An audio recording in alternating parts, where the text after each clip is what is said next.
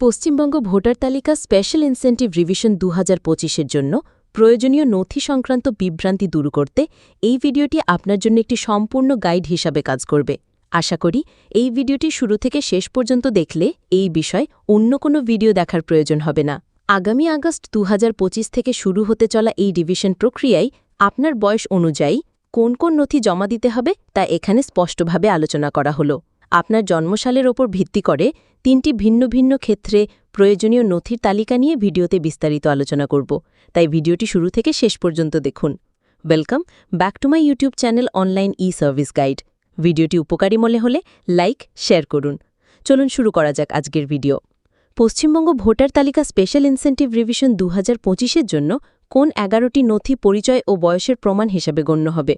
নির্বাচন কমিশনের নির্দেশিকা অনুযায়ী যে ১১টি নথি পরিচয় ও বয়সের প্রমাণ হিসাবে জমা দেওয়া যেতে পারে: ১.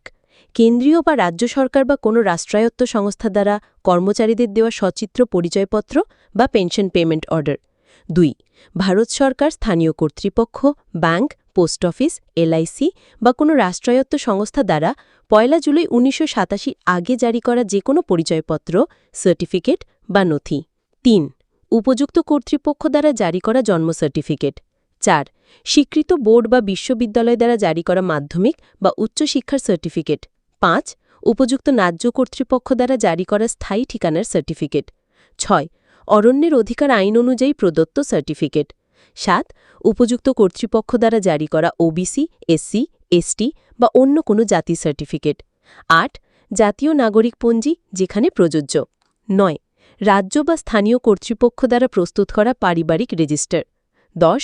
সরকার দ্বারা প্রদত্ত জমি বা বাড়ির অ্যালটমেন্ট সার্টিফিকেট। ১১. পাসপোর্ট।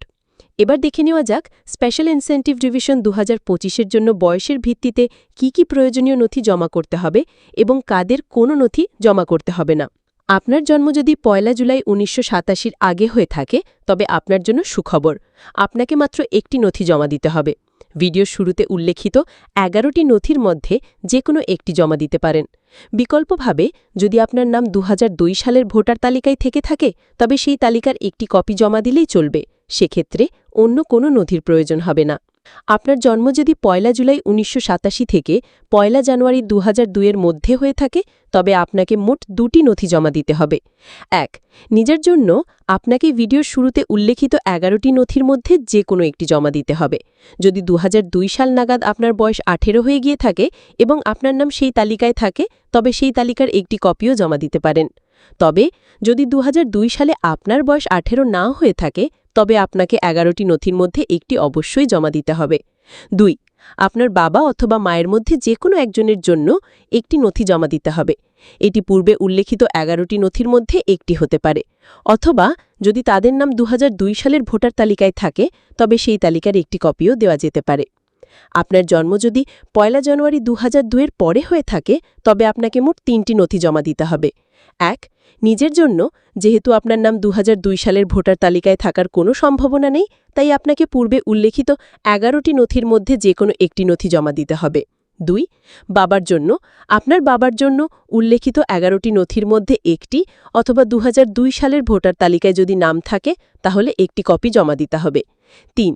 মায়ের জন্য একই নিয়ম প্রযোজ্য, ১১টি নথির মধ্যে একটি অথবা ২০০২ সালের ভোটার তালিকায় যদি নাম থাকে তাহলে একটি কপি জমা দিতে হবে। আশা করি এই ছোট্ট ইনফরমেটিভ ভিডিওতে আপনাকে স্পেশাল ইনসেন্টিভ রিভিশন ২০২৫-এর জন্য প্রয়োজনীয় নথি সম্পর্কে একটি স্পষ্ট ধারণা দিতে পেরেছি। সঠিক তথ্য যাচাই করে প্রস্তুতি নিলে ভোটার তালিকা সংক্রান্ত সমস্ত প্রক্রিয়া সম্পন্ন করা সহজ হয়। তাই ভিডিওটি অন্যদের সাথে শেয়ার করুন আর চ্যানেলে নতুন হলে চ্যানেলটি সাবস্ক্রাইব করে রাখুন। ধন্যবাদ।